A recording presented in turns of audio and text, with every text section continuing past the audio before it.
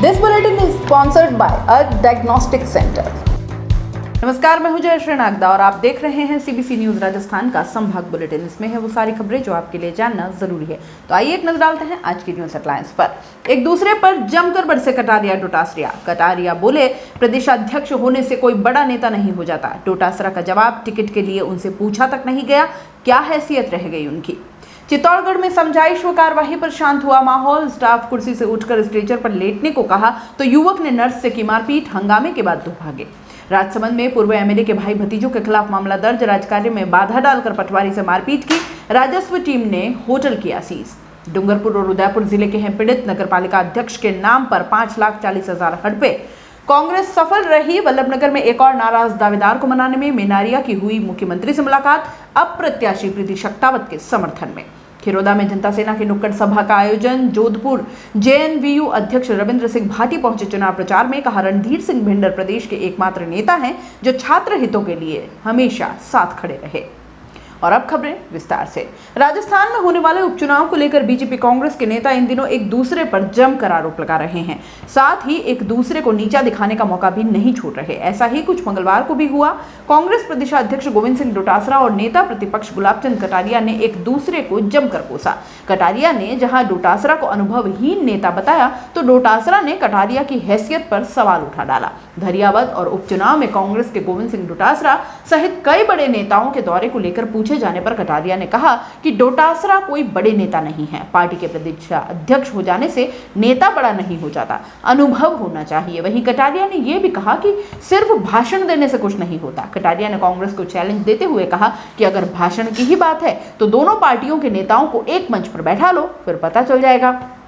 इधर कटारिया के बयान पर पलटवार करते हुए डोटासरा ने कहा कि झूठे भाषण देने में उनकी महानता है क्योंकि वो आरएसएस के व्यक्ति हैं। मैं तो बड़ा नहीं हूं, पर वो बड़े कैसे हुए। कटारिया जैसा सीनियर आदमी, 8 बार के विधायक, उसको एक टिकट के लिए मेवाड़ में पूछा तक नहीं गया। कटारिया की हैसियत क्या रह गई भाजपा में, ये मैं पूछना चाहता हूँ। 3 टिकट तक तो वो अपनी मर्जी से दिलवा नहीं पाए। खुद कह रहे हैं कि फांसी खाकर मर जाऊं क्या। तो इसलिए मैं तो ये निवेदन करना चाहता हूँ, राजस्थान में जो बीजेपी की स्थिति है ये तो बुरा हाल है। लड़खड़ा गए हैं, टूट गए हैं, मतलब एक तरीके से ढंग से बात ही नहीं कर पा रहे। अब गुलाबचंद जी कटारिया वैसे तो होने को तो नेता प्रतिपक्ष है, लेकिन वो खुद कह रहे हैं कि मैं फांसी खा के मर जाऊंगा, मेरे कहने से कोई टिकट नहीं मिल रही है। वो एमपी का पार्टनर है धंधे का, वो टिकट लेकर के आ रहा है। अरे भाई, किस में पार्टनर है ये तो बताओ। कोई अवैध धंधा तो नहीं कर रहा है, क्योंकि कुछ अडानी के पोर्ट के ऊपर ड्रग्स भी पकड़ी गई हैं, तो कहीं ऐसे कोई धंधे तो वो लोग नहीं कर रहे हैं। इसको भी हमको देखना पड़ेगा। ऐसे लोग किस बात का पार्टनर है जो इतने पैसे वाला है। और गुलाबचंद कटारिया जैसे सीनियर आदमी, 7 बार का एमएलए, नेता प्रतिपक्ष, उसको एक टिकट के लिए मेवाड़ में नहीं पूछा गया। आप बताइए, जो गौतम लाल मीणा जी स्वर्गवासी हो गए, उनके बेटे 2 बार प्रधान बन गया और उस बीजेपी ने उसको भी टिकट नहीं दी। और उसमें भी कह रहे नहीं चले। जो वहां पर जो पीतलिया को टिकट दिलाना चाह रहे थे ये लोग बाग, पीतलिया को नहीं मिली तो क्या अमित शाह जी रगड़ के रख देंगे, वापस फॉर्म उठा लो। तो वहां भी टिकट अपने हिसाब से। गुलाबचंद कटारिया जी यहाँ चाहते नहीं थे उनकी किरण महेश्वरी जी की लड़की को, वहां पर उनको टिकट दी। तो गुलाबचंद कटारिया जी की हैसियत क्या रहेगी इस भारतीय जनता पार्टी में, ये मैं आपके माध्यम से पूछना चाहता हूँ। वो किस तरीके से बयान क्यों दे रहे हैं, क्यों इस बीजेपी में क्या ले रहे हैं। जब 3 टिकटें बटी, तीनों में उनको कोई पूछा नहीं गया, तो आज क्या बोल करके वो जनता के बीच में जाएंगे कि आप वोट दीजिए भाजपा को। अनर्गल बयानबाजी के अलावा इनके पास में कुछ बचा नहीं है। वसुंधरा राजे जी का क्या हाल बना रखा है इन्होंने, आप देखिए। वो भिंडर साहब को टिकट दिलाना चाहती थी, कहाँ है भिंडर साहब। भिंडर साहब निर्दलीय लड़ रहे हैं। तो या तो वसुंधरा राजे जी से जवाब मांगा जाना चाहिए कि 1 महीने पहले आपने लंच कराया था, डिनर कराया था, और आपका आदमी निर्दलीय क्यों लड़ गया। या फिर उनकी उस दिन टिकट तय हो गई थी तो किस व्यक्ति ने उनकी टिकट कटवाई, और ये नया खिलाड़ी कहाँ से कैसे मैनेज होकर के आया, कैसे कहाँ से आया। लोग बाग जो बातें कर रहे हैं कि साहब बहुत पैसे वाला है, तो क्या यहाँ की वल्लभनगर की जनता को खरीदना चाहते हैं क्या पैसे से। तो मैं समझना चाहता हूँ कि लोग किस बात का वोट दें भारतीय जनता पार्टी को, किस बात के लिए वोट दें? चित्तौड़गढ़ जिला चिकित्सालय में रविवार रात कुछ युवकों ने महिला नर्स सहित 3 चिकित्सा कर्मियों के साथ मारपीट की। इससे अस्पताल स्टाफ रात को ही कार्य बहिष्कार पर उतर आया। बाद में पीएमओ के समझाने के बाद पुलिस द्वारा मामला दर्ज करने पर मामला शांत हुआ। एक हमलावर युवक को स्टाफ ने पकड़कर पुलिस के हवाले कर दिया, लेकिन 2 भाग गए। सदर थाना क्षेत्र निवासी 35 वर्षीय महिला नर्स ग्रेड 11 ने रिपोर्ट में बताया कि रविवार रात 9:30 बजे इमरजेंसी में अन्य स्टाफ राकेश आर्य व अशोक ओलेरिया के साथ कार्यरत थे। रोड एक्सीडेंट में घायल सहित 3 जने आए। हमने पट्टियां कर दी। इसके बाद तीनों चले गए। कुछ देर बाद में घायल युवराज सिंह नामक युवक वापस आया और स्टाफ कुर्सी पर बैठ गया। कहने लगा कि इंजेक्शन लगवाना है। उसके 2 साथी बाहर दवाइयां ले रहे थे। महिला नर्स ने उसे कुर्सी से उठकर टेबल पर लेटने को कहा। इसी बात से नाराज होकर युवक गाली गलौज करने लग गया। खुद को पूर्व विधायक का आदमी बताते हुए नर्सिंग स्टाफ को देख लेने की धमकी भी दे डाली। अपने दोनों साथियों को भी बुला लिया। बाद में अंदर आए युवक ने महिला कर्मी के साथ मारपीट की। हंगामा सुनकर अस्पताल पुलिस चौकी व अन्य स्टाफ पहुंचा और मारपीट करने वाले एक युवक को पकड़ लिया, जबकि 2 फरार हो गए। मामले को लेकर रात में ही नर्सिंग स्टाफ हड़ताल पर उतर आया। पीएमओ डॉक्टर दिनेश वैष्णव ने समझाइश की। इस बीच डिप्टी मनीष शर्मा, सदर थानाधिकारी दर्शन सिंह मय जाप्ता पहुंचे। पुलिस ने महिला कर्मी की रिपोर्ट पर मारपीट व लज्जाभंग, राजकार्य में बाधा सहित अन्य धाराओं में प्रकरण दर्ज किया। जांच सदर थाना एएसआई संतोष तिवारी को सौंपी गई। राजसमंद में पूर्व विधायक के भाई भतीजे ने होटल सीज करने गए पटवारी से मारपीट की। पुलिस ने राजकार्य में बाधा डालने, जानलेवा हमला करने और जाति सूचक गालियां देकर अपमानित करने का मामला दर्ज करवाया। थानाधिकारी गजेंद्र राठौर के अनुसार पटवारी ने पूर्व विधायक के भाई फतेह सिंह रावत और उसके पुत्र मदन सिंह, प्रवीण सिंह, महेंद्र सिंह और पार्टनर प्रेम सिंह सहित अन्य के खिलाफ मामला दर्ज किया है। भीम तहसीलदार भीमराज जीनगढ़ ने बताया कि होटल द्वारकाधीश कर भू रूपांतरण नहीं होने, कृषि भूमि पर होटल का निर्माण करने के कारण होटल सीज करने के आदेश थे। सीज करने की कार्यवाही के पहले पटवारी के साथ मारपीट करने की घटना हुई, जिसकी रिपोर्ट पटवारी ने पुलिस को दे दी है। थानाधिकारी ने बताया कि नंदावट में पूर्व विधायक के भाई भतीजे का होटल द्वारकाधीश है। न्यायालय उपखंड मजिस्ट्रेट भीम ने होटल का भू रूपांतरण नहीं होने पर सीज करने का आदेश जारी किया था।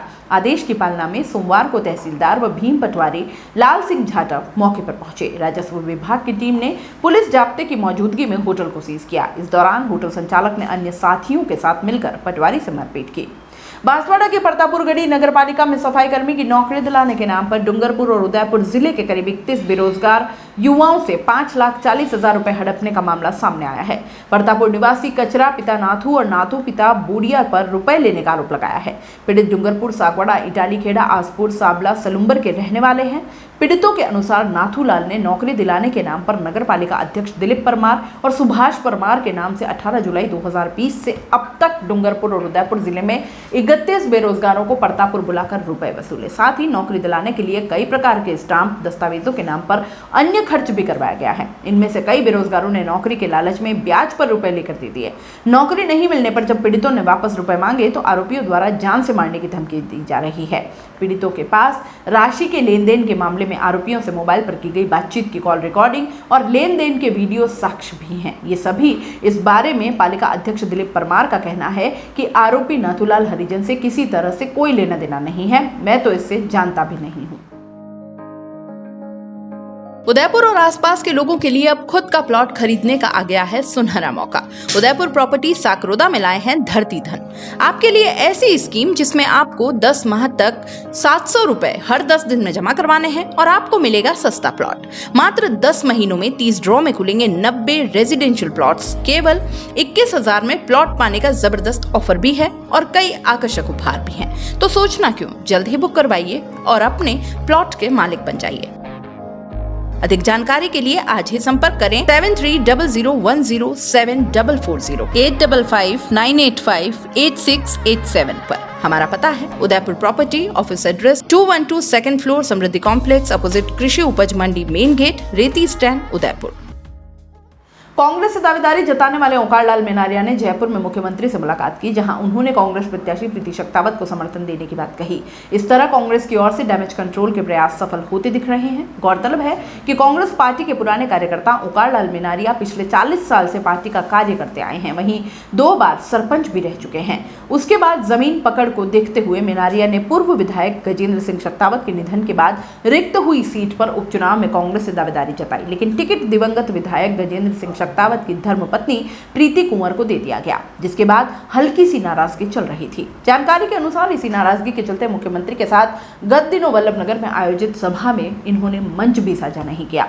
वहीं ब्राह्मण शक्ति के जनाधार को देखते हुए राजस्थान के सुप्रीमो अशोक गहलोत ने डैमेज कंट्रोल करते हुए ओंकार लाल मेनारिया को जयपुर बुलाकर समझाइश की और पार्टी के साथ कदम से कदम मिलाकर साथ देने की बात कही, जिस पर पूर्व सरपंच ओंकार लाल मेनारिया ने आला कमान की बात मानते हुए तन मन धन से पार्टी प्रत्याशी प्रीति कुंवर शक्तावत को भारी मतों से जिताने का आश्वासन दिया। मैं ओंकार लाल मेनारिया, पूर्व सरपंच मेनार। मैं शुरू से कांग्रेस का काम करता आया हूँ और करता रहूँगा, लेकिन अभी माननीय गजेंद्र सिंह जी शेखावत के नहीं होने से रिक्त पद खाली हुआ था, उसमें मैंने भी टिकट मांगा। टिकट मांगना एक मेरा अधिकार है कि 50 सालों में किसी ब्राह्मण ने टिकट नहीं मांगा था, इसलिए मैंने भी मांगा। लेकिन टिकट तो एक ही मिलते हैं और दावेदार 10 होते हैं।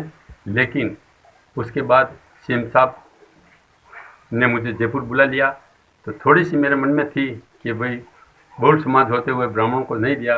लेकिन सीएम साहब मुझे बुलाया और हमारी वार्ता हुई। उसके बाद मेरी कोई नाराज़गी नहीं है, मैं कांग्रेस के साथ हूँ और प्रत्याशी को जिताएंगे, प्रति शक्तावत को जिताएंगे, विधानसभा भेजेंगे, कांग्रेस में रहूंगा, कांग्रेस के डट के काम करूंगा। वल्लभनगर विधानसभा उपचुनाव में जनता सेना के समर्थन में जोधपुर जेएनवीयू अध्यक्ष रविंद्र सिंह भाटी सोमवार को खेरोदा में नुक्कड़ सभा में पहुंच करके रणधीर सिंह भिंडर के समर्थन में चुनाव प्रचार का आगाज किया। नुक्कड़ सभा को संबोधित करते हुए जोधपुर जेएनवीयू अध्यक्ष रविंद्र सिंह भाटी ने कहा कि रणधीर सिंह भिंडर प्रदेश के एकमात्र नेता है जो छात्र हितों के लिए हमारे साथ खड़े रहे।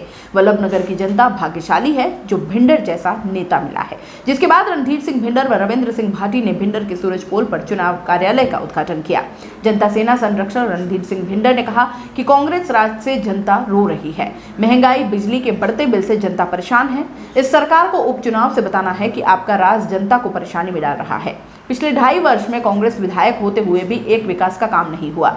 दिवंगत विधायक को सरकार के विरुद्ध में जाना पड़ा था। भिंडर ने सोमवार को बोरतलाई, जवतरा, डाबियों का खेड़ा, कानोड़ कार्यालय, राजपुरा, अरनिया, सरवानिया, सारंगपुरा, कानोड़, अमरपुरा जागीर, खेरोदा, भीम का खेड़ा, तेलन खेड़ी, किया खेड़ा आदि गांवों का दौरा किया।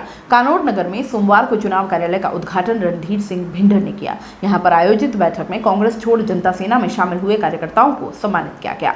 संभाग बुलेटिन में फिलहाल इतना ही। दीजिए इजाजत, नमस्कार। This bulletin is sponsored by a diagnostic center. दोस्तों, सीबीसी न्यूज आपके सहयोग से लगातार बढ़ता जा रहा है। स्वतंत्र पत्रकारिता का सहयोग करने के लिए आपका धन्यवाद।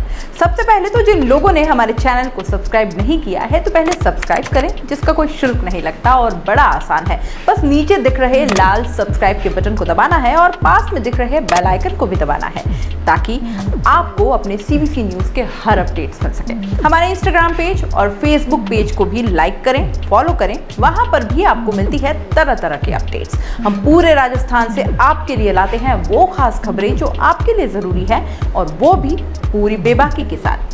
पत्रकारिता के इस मुश्किल दौर में आपकी आवाज जिम्मेदारों तक पहुंचाना ही हमारा लक्ष्य है, और ये आपके सहयोग के बिना संभव नहीं है।